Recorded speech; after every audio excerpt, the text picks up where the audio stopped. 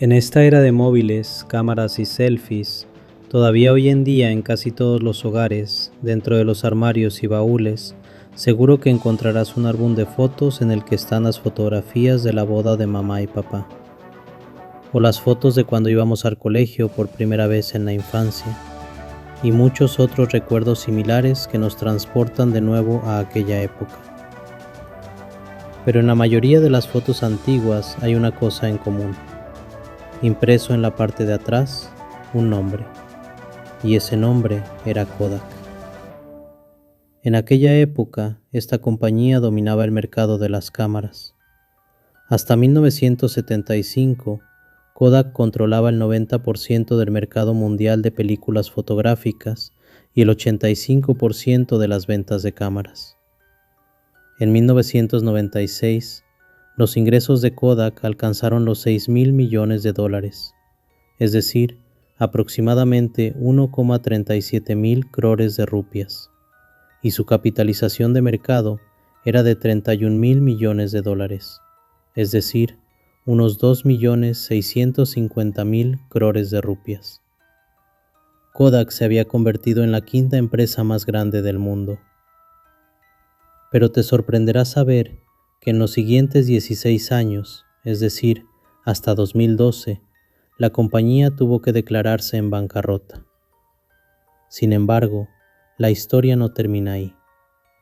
El año pasado, Kodak generó más de $1,000 millones en ingresos, es decir, más de 8,805 crores de rupias, y poco a poco, el tren de Kodak está volviendo a la vía. Ahora surge la pregunta: ¿qué pasó en esos 16 años para que la compañía tuviera que declararse directamente en bancarrota? ¿Y cómo ha logrado Kodak restablecerse nuevamente en el mercado? Todas estas respuestas las encontrarás dentro de este video. Pero antes, amigos, escribid en la sección de comentarios qué recuerdos tenéis relacionados con Kodak. Cuando yo era pequeño, compramos nuestra primera cámara de color amarillo. Estas son mis recuerdos. Me gustaría conocer también los vuestros. La historia comienza en 1854, cuando George Eastman nació en una familia pobre de Nueva York. A los apenas 8 años, perdió a su padre. Su madre lo educaba como podía. Por esa misma época, su hermana también falleció debido a la polio. En una situación así, George tuvo que dejar sus estudios a medias para ayudar en casa y decidió ponerse a trabajar. Al principio, fabricaba juguetes con materiales reciclados y los vendía.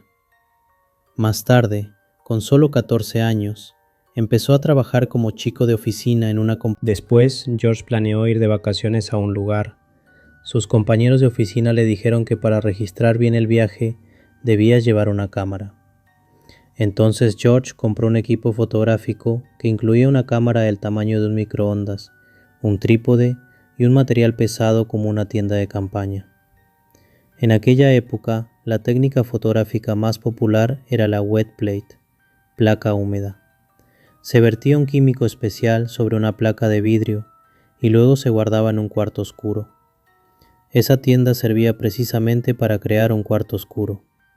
Se colocaba la placa húmeda dentro de la cámara, se tomaba la foto y después había que revelarla inmediatamente en químicos. La imagen aparecía poco a poco en la placa. Pero amigos, este proceso requería mucho esfuerzo porque era complicado, consumía mucho tiempo y además era muy caro.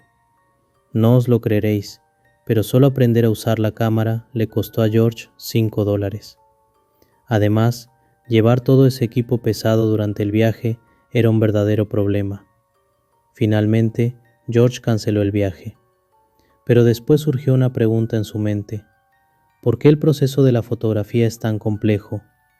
Y desde ahí empezó a intentar simplificar el proceso fotográfico. De día trabajaba en el banco y de noche hacía experimentos en la cocina. George estaba tan absorto en la fotografía que a veces se quedaba dormido en la cocina. Después de 3 años de duro trabajo, en 1880, George encontró una fórmula que funcionó: la placa fotográfica seca, dry plate. Como ya os conté, la placa húmeda tenía muchos inconvenientes, pero con el nuevo método de George, la fotografía dejó de ser un proceso complicado y se volvió mucho más fácil y portátil. Sin embargo, en aquella época la fotografía aún no estaba muy comercializada.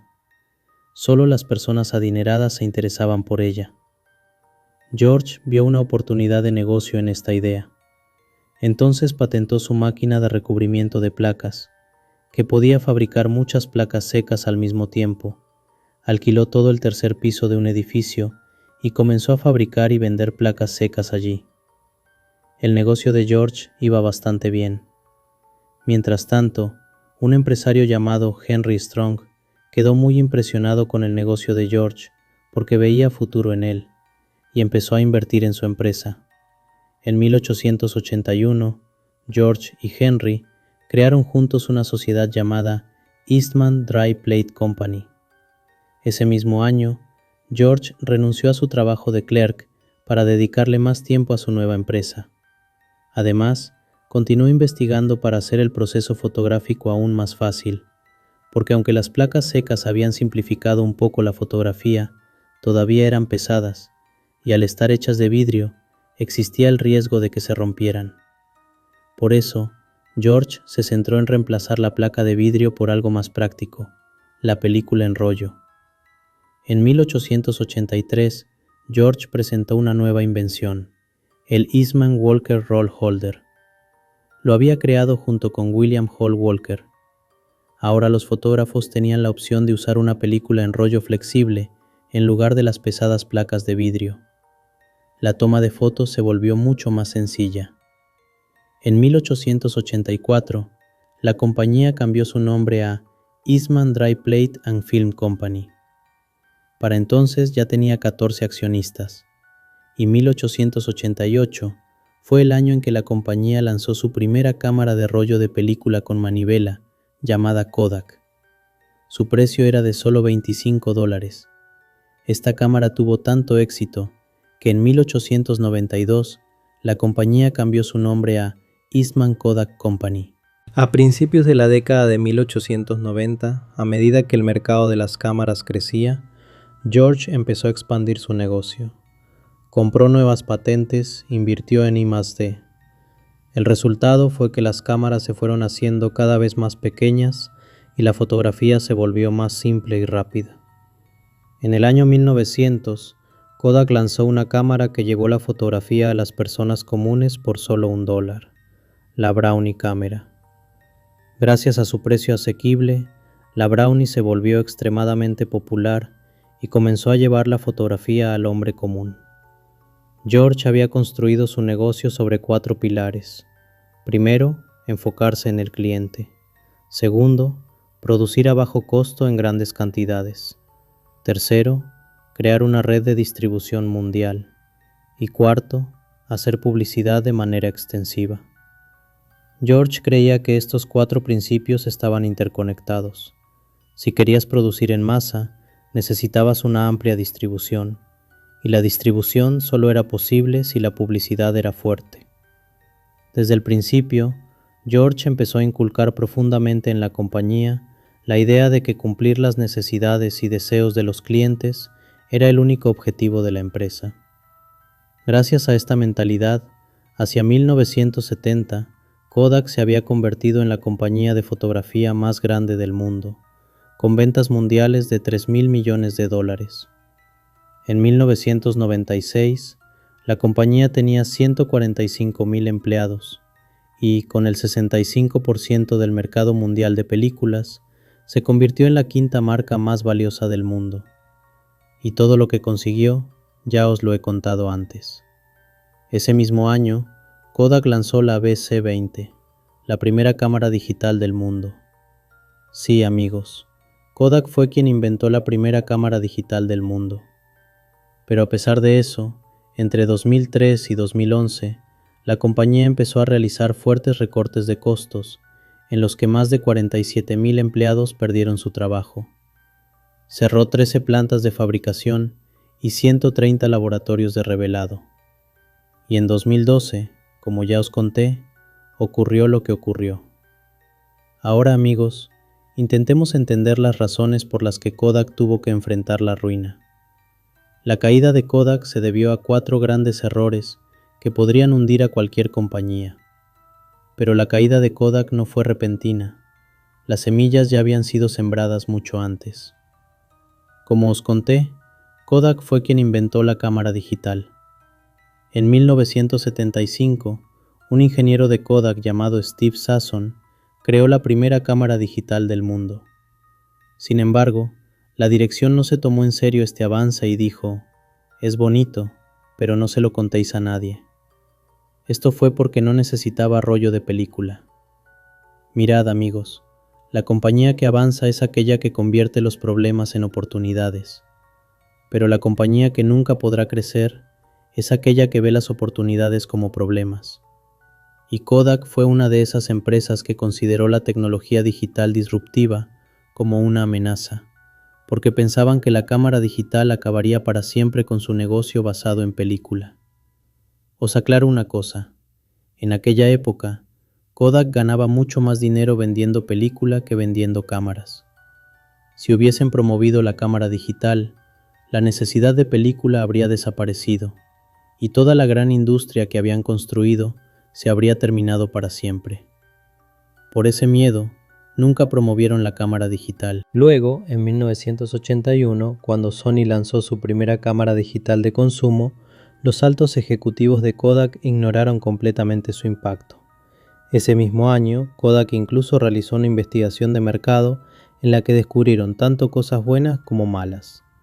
La mala era que en el futuro la fotografía digital podría reemplazar completamente la película. La buena era que todavía había 10 años de tiempo. Es decir, Kodak tenía 10 años completos para prepararse. Pero lo sorprendente es que en esos 10 años la compañía no dio ningún paso importante. Y si dio algún paso, no fue para fabricar cámaras digitales, sino que usó la tecnología digital para mejorar la calidad de sus cámaras de película. En 1986, Kodak fabricó su primera cámara de 1 megapíxel, pero el enfoque siguió estando en la película. Además, Kodak cometió otro error. Consideró que la fotografía era un negocio de químicos. Por eso, en 1988, compró una compañía farmacéutica llamada Sterling Drug por $5.100 millones. Pero esta decisión le salió muy cara, porque la fotografía y los medicamentos no tenían ninguna relación. Más tarde vendieron esa compañía a la mitad de precio, lo que le supuso una pérdida de aproximadamente $2.500 millones. En 1989, cuando un CEO estaba a punto de jubilarse, la compañía tenía 2 candidatos. Uno tenía 30 años de experiencia en el negocio de la película, y el otro tenía un buen conocimiento de las tecnologías del futuro.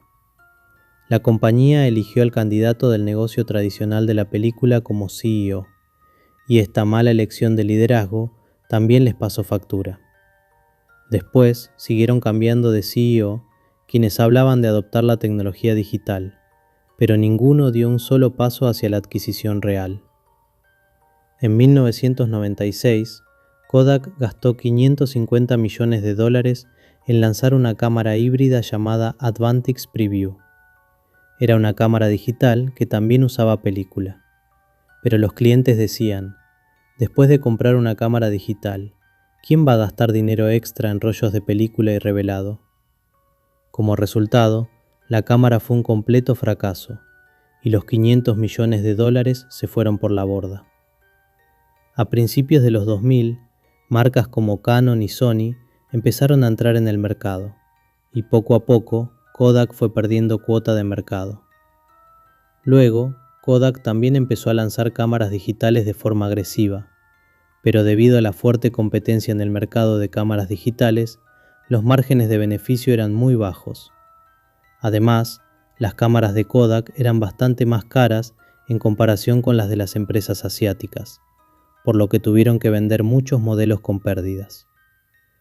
Por otro lado, su negocio principal, el de la película, seguía cayendo. Además, llegó un momento en que el uso de las cámaras disminuyó porque la gente empezó a tener móviles y tabletas con cámaras integradas. Posteriormente, la compañía cerró su fabricación interna y empezó a subcontratar a otras fábricas. También cerró completamente su negocio de producción de película. Kodak invirtió millones de dólares en iniciar un negocio de impresoras de inyección de tinta, pero para 2011 ya había comenzado el uso de documentos digitales y copias electrónicas, por lo que este negocio también fracasó por completo. Por un lado, la deuda de la compañía seguía aumentando y sus pasivos alcanzaron los 6.750 millones de dólares. Por otro lado, sus reservas de efectivo disminuían rápidamente. Solo le quedaban 862 millones de dólares en efectivo. Finalmente, no les quedó más remedio que declararse en bancarrota. En enero de 2012, la compañía presentó el capítulo 11 de bancarrota. Después recibieron un préstamo de 950 millones de dólares de Citigroup para continuar sus operaciones. Además, Kodak vendió algunos de sus patentes importantes a empresas como Apple y Google por solo 525 millones de dólares. También transfirió su negocio de imagen documental a un plan de pensiones del Reino Unido y a cambio liquidó 2.800 millones de dólares de deuda. Finalmente, 19 meses después, en 2013, Kodak salió de la bancarrota. Además, se le condonaron 4.100 millones de dólares de deuda. Pero ahora la pregunta era, ¿qué haría Kodak sin cámaras? Y aquí comenzó un nuevo viaje para la compañía. En 2014, Kodak consiguió un nuevo CEO llamado Jeff Clarke, quien había trabajado en grandes empresas como HP, Travelport y Orbitz. Clarke se centró primero en dos cosas: escuchar las opiniones de sus empleados, porque ellos conocen mejor la realidad sobre el terreno, y prestar atención a la innovación rápida. Bajo el liderazgo del nuevo CEO, la compañía cambió su enfoque hacia la impresión comercial. Kodak lanzó impresoras comerciales de alta velocidad y alta calidad, como el Prosper 5000 XLI y el Prosper 6000 Advance. Esto fortaleció aún más su posición en la industria de la impresión. La innovación de la compañía empezó a dar frutos y 3 años después de la bancarrota, en 2016, Kodak registró beneficios por primera vez. La innovación sigue siendo un foco hoy en día. En 2022, Kodak lanzó la Prosper 7000, la impresora digital más rápida del mundo. Además del éxito en la impresión comercial, Kodak ha tenido un impresionante regreso en el campo de la fotografía con película. Directores de Hollywood como Christopher Nolan y Quentin Tarantino todavía prefieren usar las películas de Kodak en sus películas. Actualmente, la compañía opera en impresión digital, materiales y químicos avanzados, cine, productos de consumo y accesorios. El año pasado, Kodak obtuvo un beneficio total de 203 millones de dólares. Ahora, amigos, escribid en la sección de comentarios. ¿Creéis que Kodak podrá recuperar la posición que tuvo en su momento? Si sí, ¿cómo? Y si no, ¿por qué no? Si os ha gustado el video, dadle like, compartidlo con vuestros amigos.